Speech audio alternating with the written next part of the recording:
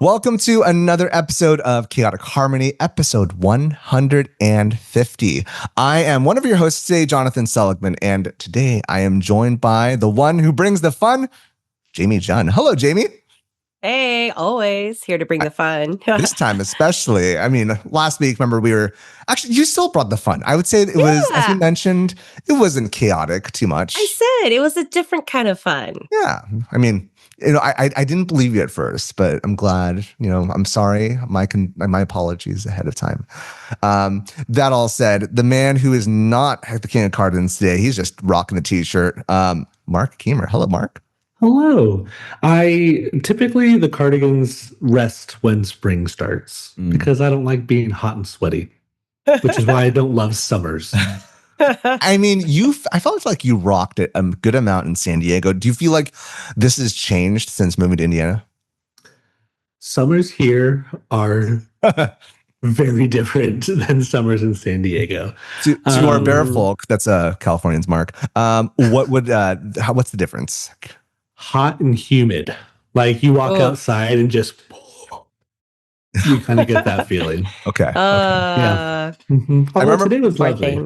I remember you used to say that you used to insult the notion of like dry heat versus a wet heat. Oh, yeah. Now that you live in Indiana, do you feel like you are going to rescind that insult? Absolutely not. No. Okay. I am going to stick my grounds and say that Yuma is the worst. Oh, okay. Well, apologies for any of our listeners who live in Yuma.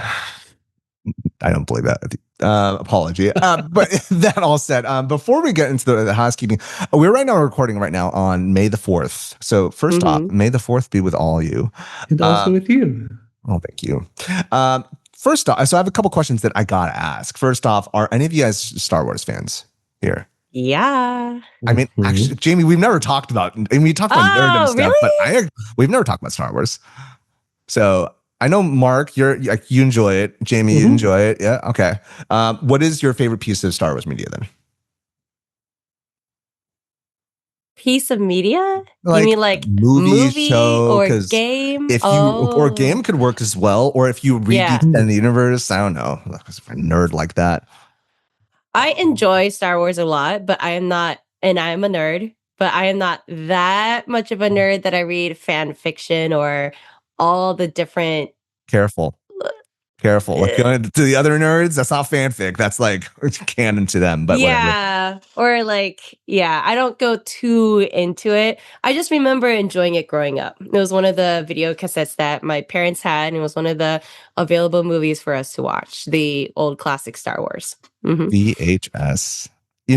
I kind of do miss it, and then I started digitizing a lot of VHS. And like, no. I'm so glad we went past VHS's old tech. Mark, how about you? Rewind. I would say my favorite Star Wars media is the PlayStation 2 game Star Wars: The Clone Wars. Oh. I spent so much time playing that game and just had so much fun doing it. But if I had to pick a movie, I'd probably say Revenge of the Sith. Number 3. Okay. Okay. I know it's a take. It's not a bad take. There are worse takes, but like there are. Yeah. I'm such a sucker for Obi-Wan, and I feel like he really the number 3 is a good one for him. That's a good one for him. Yeah, that's for sure. I hear that. As I've talked to you, Mark, plenty of times, Andor has taken my front seat for Star Wars media. That's best writing. It's such a well done written story. Have you watched that, Jamie? Yes, no. I know, Mark, you got bored of it. I watched all of the movies. No, Andor. The series. No, the series. I did not get to watch that. I highly recommend it. I don't think I had Disney Plus at that moment. Highly recommend it. Because it was on Disney Plus, right? Yes, it is. Yeah, okay. Mm-hmm. Anywho, this is not Star Wars. This is not Star Wars Harmony. I keep on messing up the curses. I try hard. This is not the Force Harmony. This is Chaotic Harmony, the show where we talk about the joys, struggles, and all things adjacent to elementary music. Last week we did it. We finally did it. speaking of sci-fi into reality, we talked about AI. Does AI belong in music education? That was the front running question. And so, does it belong? Is it in your district? We had a good conversation about it. That all said, we do recommend you take a listen and also let us know your thoughts. If it is being used in your district, or if it belongs, or if it exists under your bed, whatever.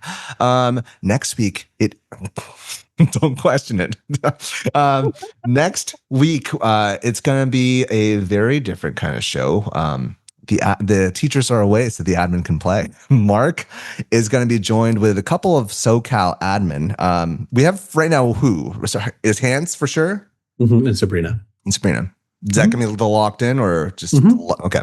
So Hans, who was on the podcast back in season 1, and Sabrina Skeels, who we've talked about with Athena and Brittany, was going to join Mark to talk about all things administration for music education. It's going to be good. I'm looking forward to it, my dude. I'm looking forward to it. So make sure you check that out. That all said, with that, the main attraction. So I was on the phone the other day with my brother, who I don't talk to enough. He lives in England, in the Lake District, and he himself is a teacher. And it's always funny whenever I tell my students, because he's an English teacher who teaches in England. It's like, wait, what? Shouldn't they know that already? It's like, yeah, I mean, he's an English teacher. I mean, Yankee teaching English is always interesting, but I've always been curious. But we talked about that. Like, I mean, him and I have talked about just like, yeah, there's a lot of cultural interchanges, more or less. Intricacies. I mean, exchanges, Nuances. interchanges. All of the above. Select E. Yes. It's testing season. Select E. But he and I were talking about art and music, and it got me thinking. Personally, I don't do a lot of music anymore, music making. And I don't think this is uncommon personally. So I'm not as involved in music myself. And I realized I could, put this on Threads or Blue Sky and ask some randos their answers. And you wouldn't get any responses. On Blue Sky. Threads, maybe. Who knows? But I could also ask my friends this. So I have to ask you too. Before y'all became a teacher, how involved were you musically? So backpedal before you became a teacher. How often were you involved in a musical kind of sphere? I definitely, in my college years, I tried to be involved in different ensembles outside of school. So as a music ed and music performance major, I was trying to find other opportunities to make relationships, form contacts with people, because I knew that music was a small world. I wanted to reach out and try to be in as many places as possible and try to make money.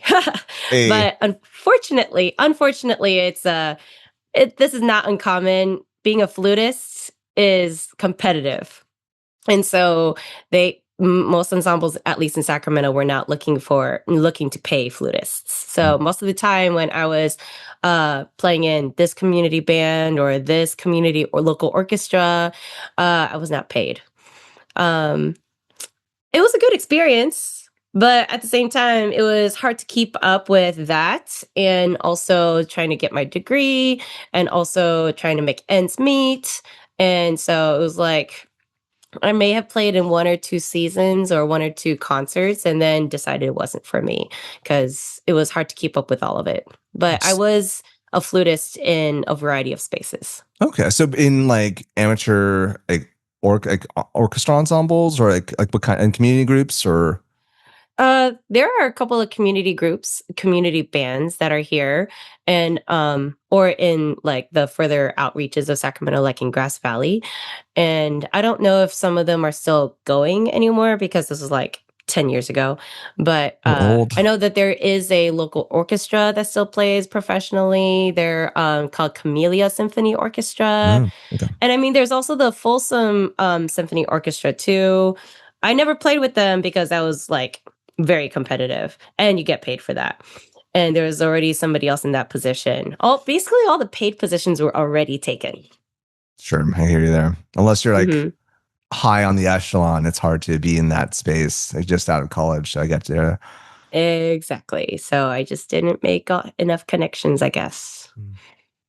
Mark, how about you? I mean, I would say more than me. I just want to place that caveat, Jamie. I feel like you were quite involved, but that's cool to hear. Mark, how about you? How involved were you in the music? I'd say looking at life post college, because during college I was super involved with what we did at school, and I had a couple of gigs here and there, like playing for an Easter or whatnot, but nothing super steady.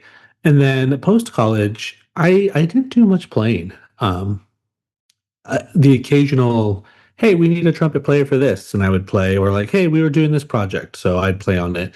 But I never found a community band, or I didn't find anything to play. And then I always felt that I just got so busy, that it wasn't part of my schedule. I didn't make it a priority, and I quite regret that. Hmm. How would you have changed it? Just searched more, or just like? Yeah, I would have put an emphasis more on the importance of playing in an ensemble or playing with people. And I think it was during that time where I I wasn't in a super great place with my instrument and my ability to perform. And so that obviously played a role into my desire to not really pursue it or play it much. And it has taken a very long time to get into a healthy relationship with my trumpet. Mm. I feel that. I feel that. I would like to unpack that in a bit. But just to share for me, like during post university, I barely played. I played at my church, but that was about it. But I was in a more unique kind of situation, I guess, because I was a composition major. So performance was never really my focus, but I still valued greatly from performing with others. Like in high school, I was part of a band, 2 bands, but it wasn't part of, it wasn't a flute. It was the bass or a guitar. And then also like played ukulele a bit here and there, but like it was never like a focus per se. But yeah, Mark, I feel like we'll get okay. I want to get back to what you said earlier, but Okay. after this next question, like, do you find yourself still active now? Now that you're a music teacher, or Mark, if you could weigh both ends, when you were a music teacher and then as an admin now, are you active at all in music making? Yeah, now I am. I'm way more active than I ever was. I shouldn't say ever was, but I think that I have been in my professional career. During my time in the classroom, did not do much music making aside from playing typically bass at church. That was my music outlet for that season of my life.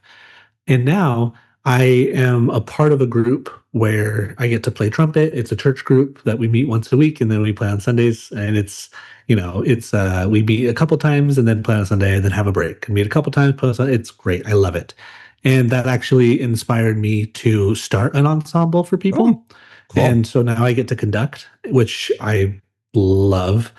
And we meet on Friday nights and we call it our Adult Wind Ensemble. And we had 9 people the first semester. And so we thought, let's try it again.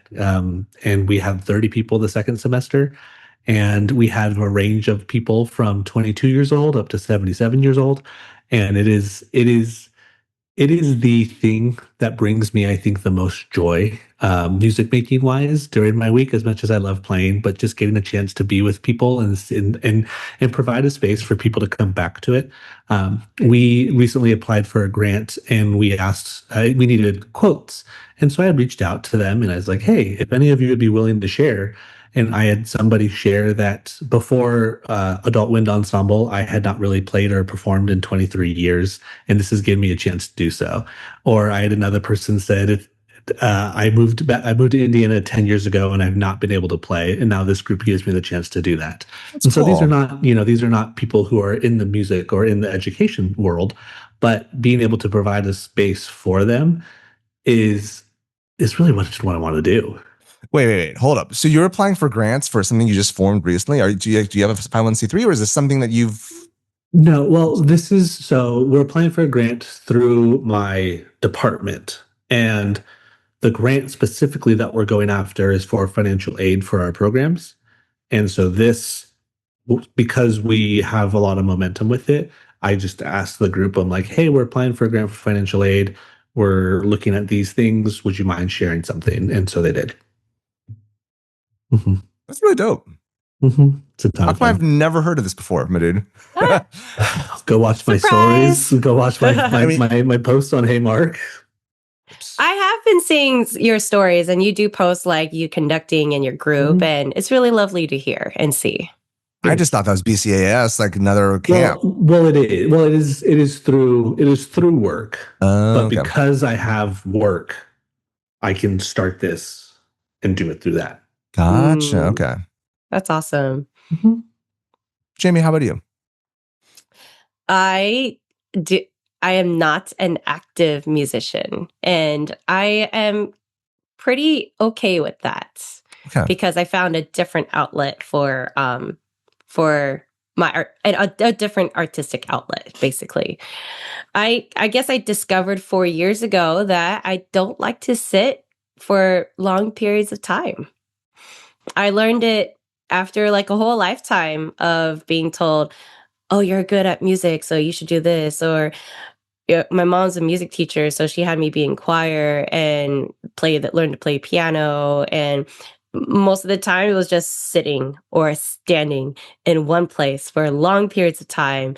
And even if maybe I needed to practice, but if other groups weren't practicing, then I had to sit and wait for the director to go over the music with them for a long time. And all I wanted to do was play or do something.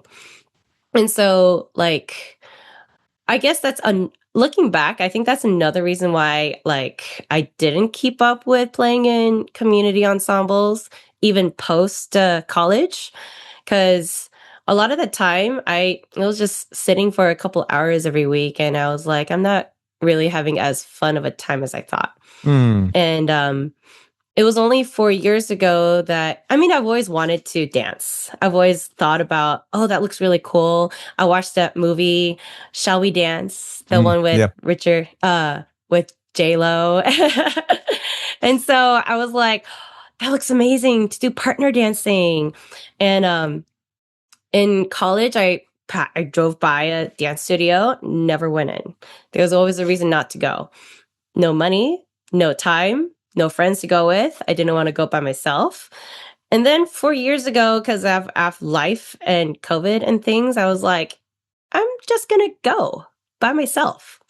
Just like Miley Cyrus' song, I'm going to go buy myself flowers. I'm going to take myself dancing is basically what the epiphany was. And I did, and I've never looked back. Huh.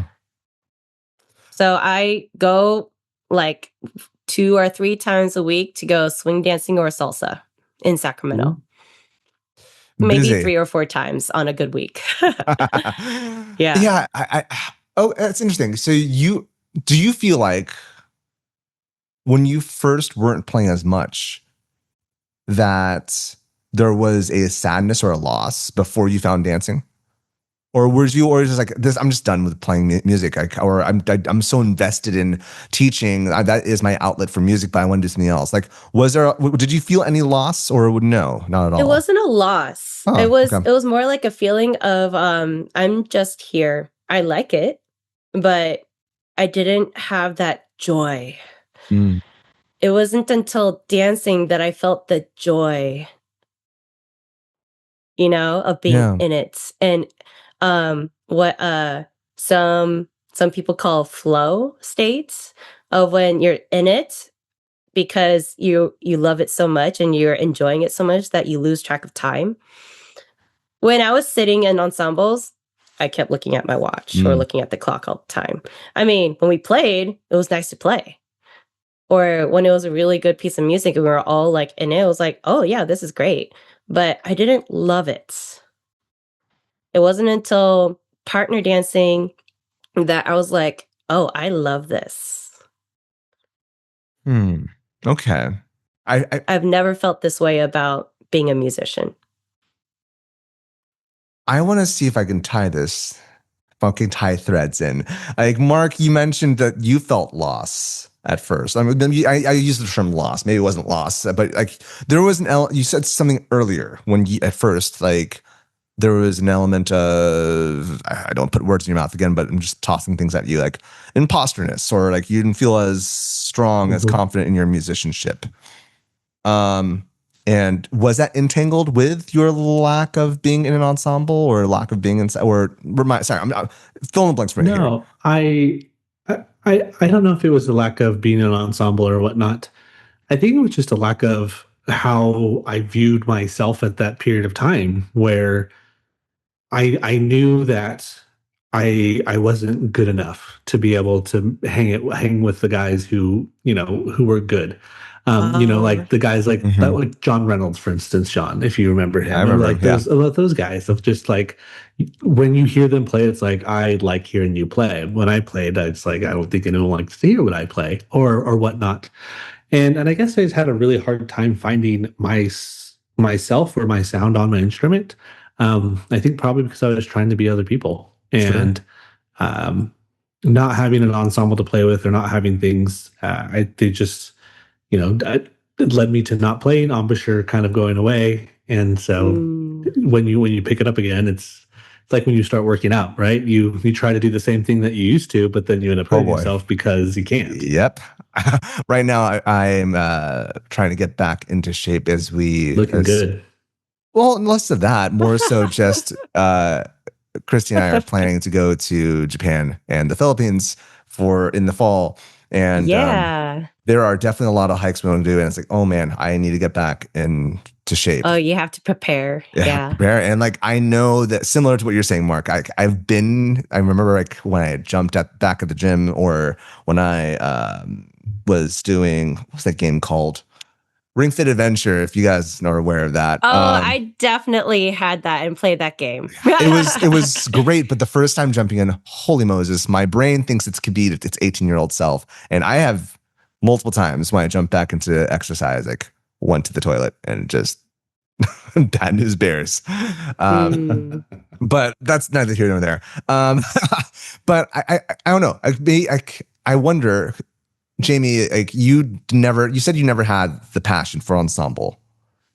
Or I shouldn't say there are moments where I liked it and I enjoyed it. Like I liked it is the best way to put it. And Mark, I feel for you too. I've been in those, like in that space where it's like, I'm never going to play as good as this person. This person is always going to play better than me, no matter how many nights I practice almost all night and almost sleep in the practice rooms.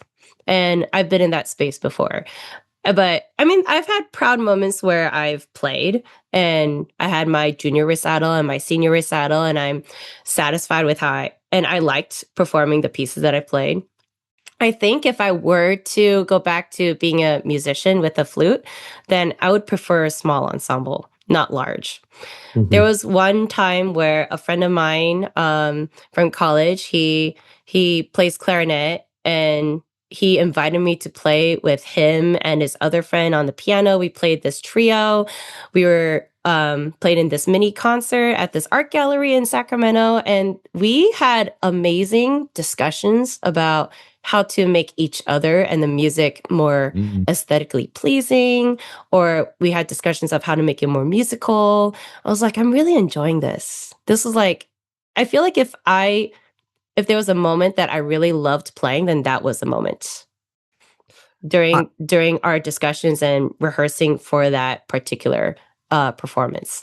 But other than that, I did not really enjoy sitting hours and hours and hours with a large ensemble. Well, I think that kind of ties in with my initial, when I thought, as you guys are sharing this, like, I wonder, are the structures of what we're doing for ensembles not fitting for a lot of people like you, Jamie? Or Mark, does it create senses of imposterdom because we are trying to create this hierarchy of who is better than others? Maybe that is it. Like we have talked a lot about the conservatory mindset and how that's affected how we do it. But like now that we're adults and we're teachers, I don't know. I'm just piecing this all live. Like I wonder, is there a better way? Well, I feel like we just have to remember that there are different ways of being artistic, different ways of being musical. Like other people enjoy playing, other people enjoy the being the music tech. Other people enjoy organizing the music. Other people enjoy composing the music or arranging the music. There are just so many different ways of being musical or artistic that we get. I feel like because of this conservatory competitiveness, that we get single-minded and narrow-minded about what being a good musician is. Mm-hmm. And also, what you said, Jamie, like being in a small ensemble, it helped you guys. It wasn't about being the best. It was more about engaging. Yeah. And I was talking about, as I was talking about my brother, I was just recollecting when he and I were part of a band, and there's like, it's me, him, Mark. You know, Jarrell. Jarrell was also part of the band as well. It's like, and it was an element of like we were all just throwing things at the table to see what worked, what didn't work, together. And it was more collaborative. More collaborative, yeah, very much. No drama. Well, no, just fun. There was drama, that's for sure. I mean, yeah, we all had our different perspectives. Oh, we are still friends, yes. Yeah. Unfortunately, Jarrell was not at the wedding, but that's not about. That's more about having enough space for everybody. But yeah, it was. So for me, right? I guess you shared your outlets. For me, yeah. How about you? It's twofold. I don't play much anymore. I still play for my church, but musically I haven't been as engaged, I feel like, or I haven't really been as I don't listen to music as much anymore, which sucks. I'm not a huge fan of that. And I guess when I ask about the loss, for me, I do feel like there's a loss. I just don't do it as much, and part of it's just busyness. I have found another creative outlet. I have really enjoyed photography and finding ways to start from ground zero and find ways to learn how to be better at that art. But right now, again, kind of bringing this all starting from this conversation with my brother, he and I are even though we live an ocean away and a continent away as well, we're trying to find ways to record music together collaboratively. But yeah, I guess then, do you feel like, Mark, getting back into your teacher brain, or admin brain, and also Jamie, like, do you feel like it's necessary for a music teacher to be active in their musicianship as a music teacher? Because I've met people who say yes, but I'm curious from your perspective. I feel like it definitely helps, and it depends on what focus you're in as a music teacher. If you're a general music teacher like classroom, you should be well-rounded. Like, even if you're an instrumentalist, if you're teaching children, you should know how to sing to a certain level.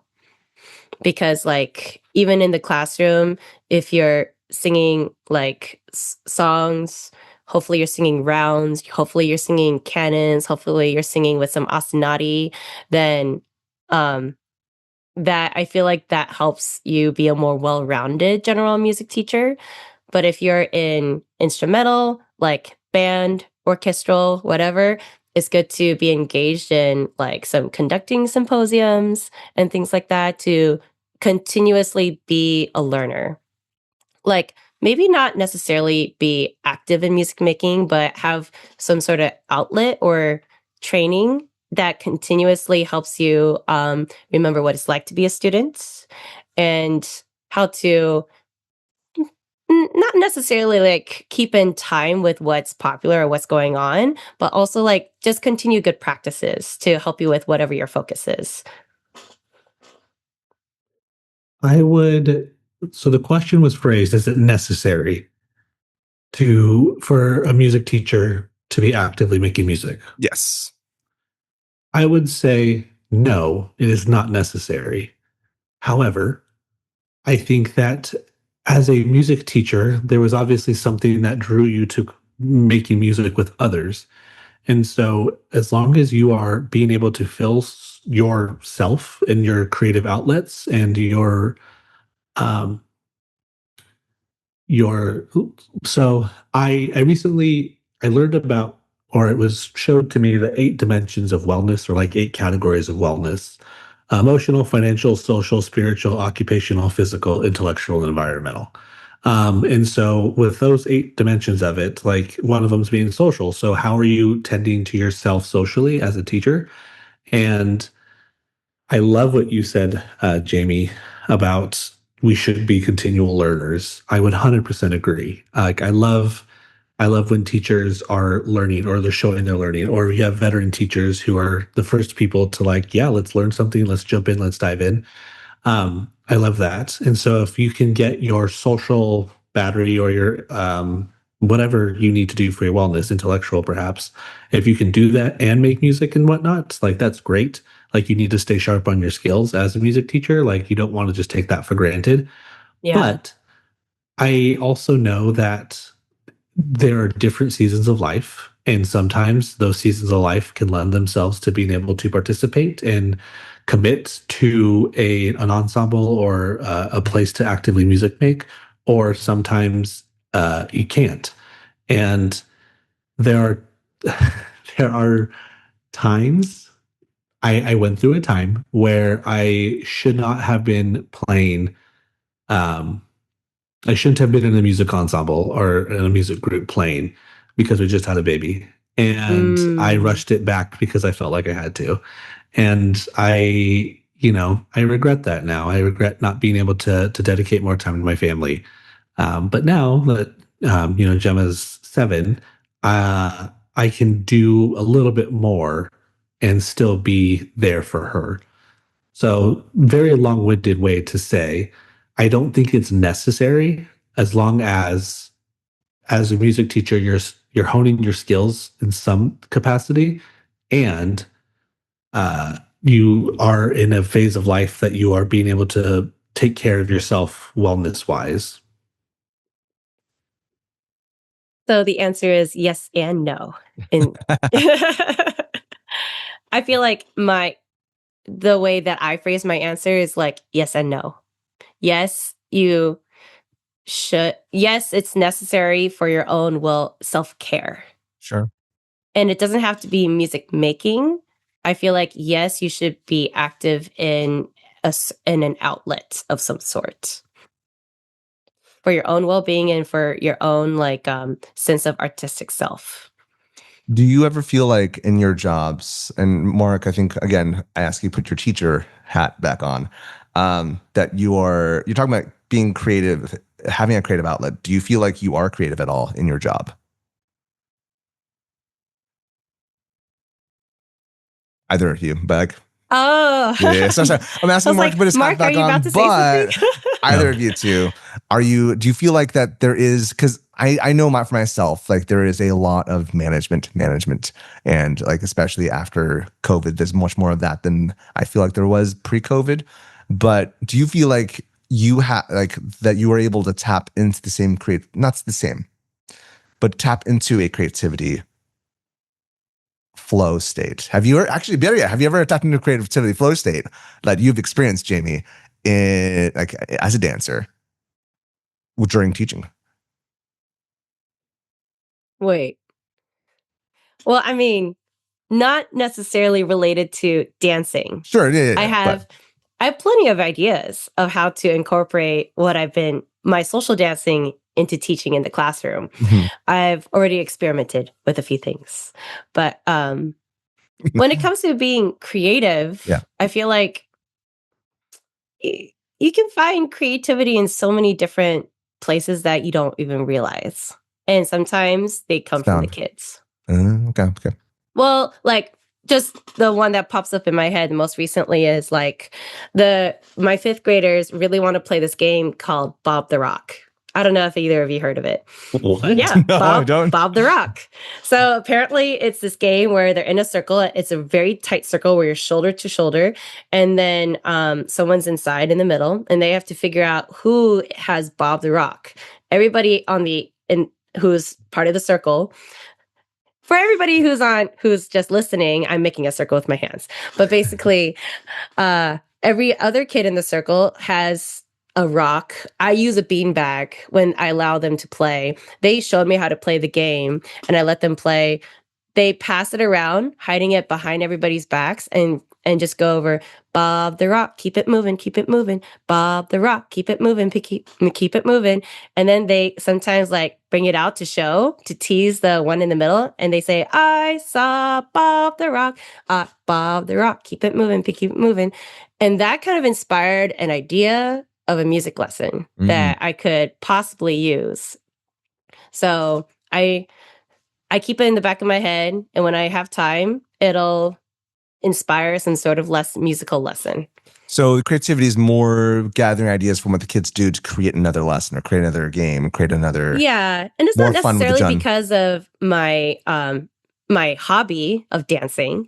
It's more because of like you can find inspiration in all sorts of places that you don't realize. When I mentioned dancing, it's more like you've mentioned flow state while in dancing. I'm wondering if you had a flow state as a teacher, but but we still got there. I got you there. Mark, how about you? Yeah, I think the thing that I love most about teaching is being able to be creative with the needs of your student. And so right now for me that looks like private lessons, and I have so much fun doing it. And going into the verbiage of flow state, I have a student and she's 6, and I can't tell you about like how many times I look at the clock and it's like, oh man, we have 2 minutes left in our lesson. What the heck? Because we're playing, we're doing the things, we're playing songs. She's like, we're it is just so quick and just so fun.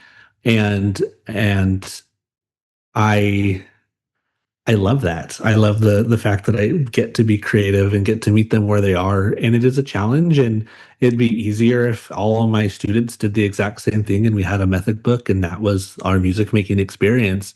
But I don't want to be that teacher. And sometimes I will say I probably go a little bit too far off of just like, let's learn all the things where I don't write enough stuff down for them to have materials to go back and work with. So that's, I need to improve as a private teacher there. But I really I think that I approach all my students and all my things with I need to be creative because they're all unique individuals, and if I do the same thing for everyone, it's not going to work. Cheers to that. This is why How we about you, all need a John? subscription with Quaver. No. Oh my gosh, no. Never mind. Scratch what you just said. No, I feel like everything you said is apt. It's always like I mean, every teacher who has taught for more than 5 days understands like seeing what your kids do will always blow your mind. Like your kids are always gonna like, and so finding ways to, and I like what you said, Jamie, because it's true. Yeah, seeing what your kids are doing, like that inspires. Oh, then I could. What if we changed it to make this work better with my kids? Do I feel creative in my job? I think I do. It's hard to say on May the 4th, 2026, but I'm so tired, my dudes. But it's May. It's May. Yeah. But I do ultimately when I pull back, I find that the creativity the creative outlet is when joy is struck. Yeah. And I know that sounds very saccharine, and I hope that doesn't come across saccharine, but it really is just like when things work, it's nice. And like when things like, not just like, classroom management wise, but like when kids like open, like recognize when they see the connect the ideas together. Like, I don't know, is that creativity? I think so. You can probably ask Merriam-Webster, but yeah, there are a lot of ways. So yeah. And also when I guess my creative outlet also is when I do arrangements for my choir of making the theme. So but I think the issue is always time. And my biggest concern is like, as I pull back to my earlier question, do you need to be active in music making? There are just so many things for teachers to do. And I think, I don't know, is it more important to be active, or is it more important to be active in music making, or is it more important to be active in understanding good pedagogy? And I feel like it's not, I'm not trying to say you need to be as a requirement Sure. to be a good quality music teacher or art teacher or whatever. I just feel like it is necessary for your own well-being and for your own sense of self, of finding that joy. So that, because it's like you said, that all that creativity comes from the joy of something, of having fun in something. And when all your affective filters are down, when you're not so stressed about something, then maybe that inspiration will come to you so that you can enjoy and continue moving forward as a teacher, because we definitely need it, especially in May. Especially in May. Yes. I would like to pull up a quick video from Sasha Stone, who could not join us today, but she sends her regards digitally. Yay! Hi, Sasha here. I currently am a member of the USD gamelan ensemble. It's a Balinese-style gamelan ensemble, and it's something that I really enjoy doing. I feel very connected to the music making process. It's very, very organic and lends itself well to the Orff process. As we know, Karl Orff was in Indonesia, and he saw the instruments of Indonesia and adapted those into what we have today for our own Orff instrumentariums. But I find so much joy in performing with this group. One, because I'm around college students and it's really cool to interact with people who are at the beginning of their music career or their school career. And then two, because I feel a really deep connection to the style of music making. And it's super fun. Gamelan is pretty syncopated. There's a lot of interlocking parts. It's totally made me a better musician, because of the way it works, and it's secular. And so, I've really improved with my timing and just playing hard, complicated rhythms. And it's something that I hope to continue to do. I keep telling my husband, I want to know how I can do this full time. Like, I would love to take a year in Bali and just dive into that style of music making. But it's really revitalized the way that I go about my life and go about music making. So I hope y'all can all try Balinese gamelan at some time, because it was very life-changing for me. I did a terrible job of introducing that, but yeah, I asked her and also other friends, what is something that, are you still active in music making, and how are you? So, yeah, let me stop sharing the screen. But I have not tried participating in gamelan, so I think that would be awesome. I'm glad she's doing it. After chatting with her, I really wanted to be a part of it. Wow, curses. Sorry, 1 second. I lost my video. No. Sasha's so cool. Sasha is so great. cool. Mm-hmm. I like her a whole lot. Where did my Zoom go? Shoot. There we are. Hey, there we go. Hey, sorry, video watchers. That was awkward. But no, yeah, she really inspired me to, I really want to try being part of a performing troupe. Specifically, I've been wanting to take Kulintang, which is similar to gamelan, but it's Filipino, Southern Filipino approach to playing musical gongs. But maybe one day, it's just finding ways to juggle all that. Yeah, and like Mark was saying, we are all in different spaces. We all have different capacities depending on where we are in life. So you just got to do the best you can with finding that joy somehow, or getting rest somehow. Well, thanks, Mark. Thank you, Jamie, for being a part of this conversation. To our listeners, we will be back. We're going to do something after the break. But before that, just want to ask y'all, like, what are your thoughts? Are you part of a musical ensemble yourself to feed your creative soul, or have you abandoned it and you just teach and are behind a desk and just like eat popcorn? I don't know. But what are your ways of being creative? Would be curious to hear it. So make sure you email us, chaoticharmonyclassroom@gmail.com, if you to share your thoughts. But don't leave us just yet. Don't leave us just yet. We'll be back in a bit after the break. Hey, we just want to take a quick moment to shout out Mission Trails Financial, the partner making this show possible at no cost to you.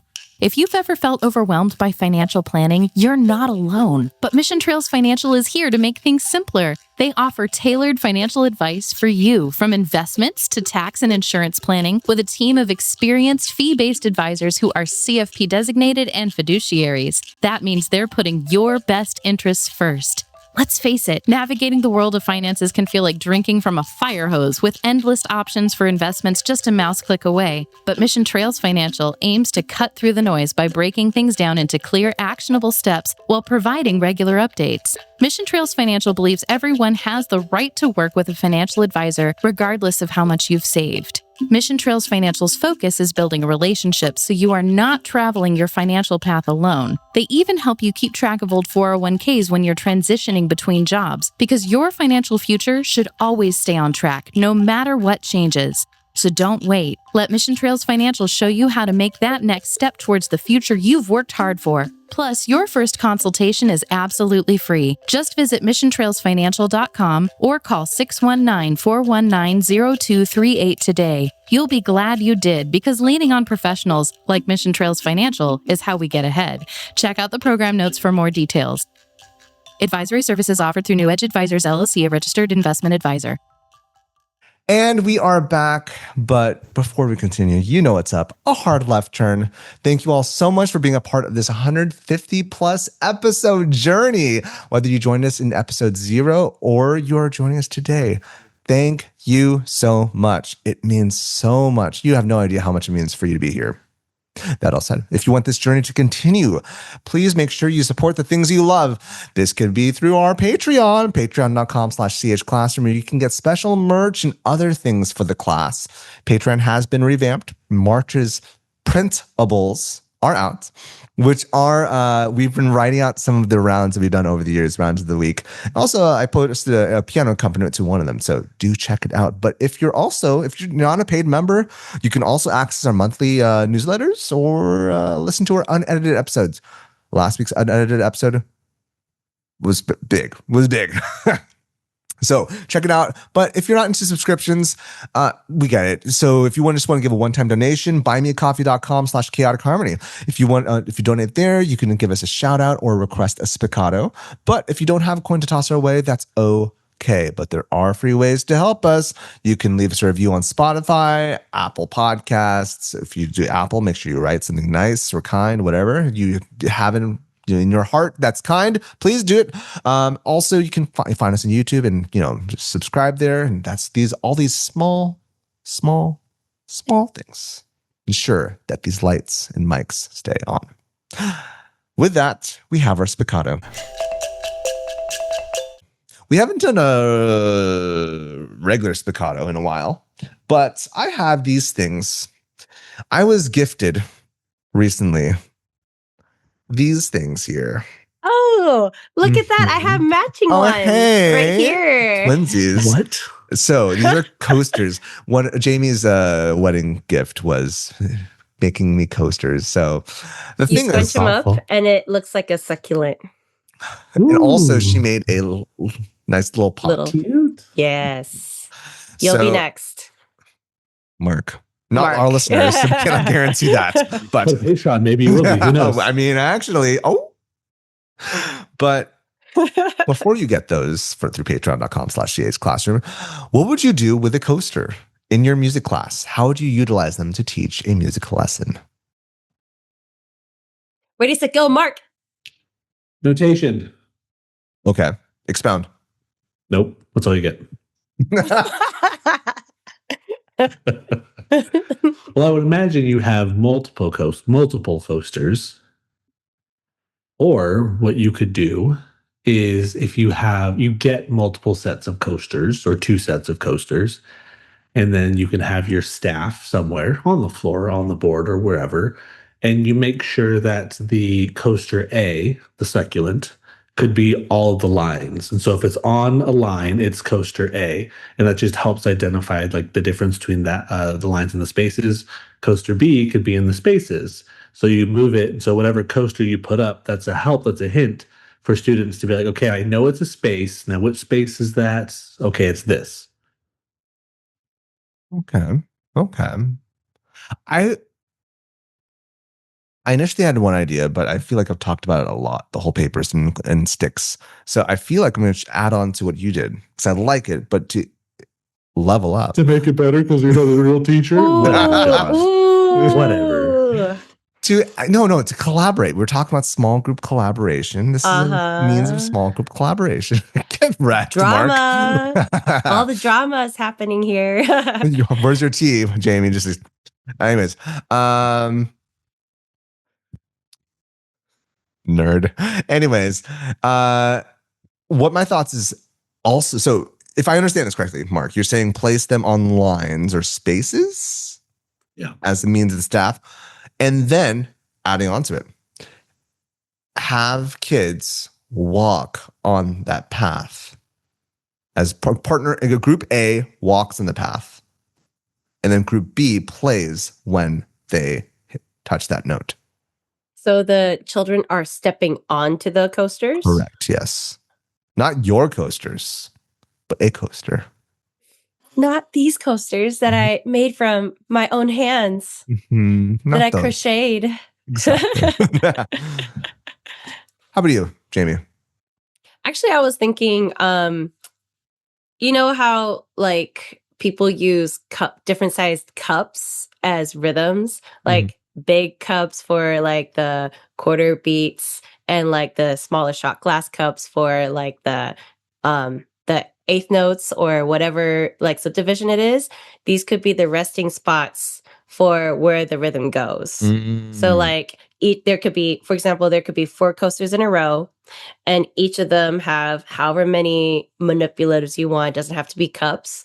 And then put them on top, and they go da da da da. Or if there's no manipulative, it's a rest. So this but is you're the not beat. skipping. Yeah, these are where the rhythm lies. Yes. Okay. Mm-hmm. And you could have 6 for 6/8. You could have so many things. You can have compound mixed meter, depending on how many coasters you have. And it doesn't have to be these particular coasters that look like a green leaf. There are so many different size coasters out there. You have your options. Listeners, let us know. What would you do with a coaster in your music classroom? If you have an idea, you can email us at chaoticharmonyclassroom@gmail.com. Speaking of reaching out us, Mark, where can they reach you if they have a question? Yeah, you can find me at Hey Mark, HeeeyMarc on Instagram. Yeah, at Instagram.com. At Instagram.com. Do not do that. And you can see Mark's stories where he plays with his band and conducts. Yeah. And you can ask how you could be a part of that if you're in the Indianapolis area. There we go. Jamie, how about you? I guess you can reach me and contact me. ms.fun.jun @gmail.com.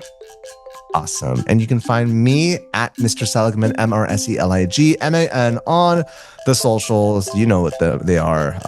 Instagram is probably your best bet, but Threads and also TikTok are options as well. You can also find us at CH Classroom. If you wish to, again, let us know what is your creative outlet, and are you an active music maker yourself? With that all said, Mark, Jamie, it's been great. But until next time, bye. Bye. Peace.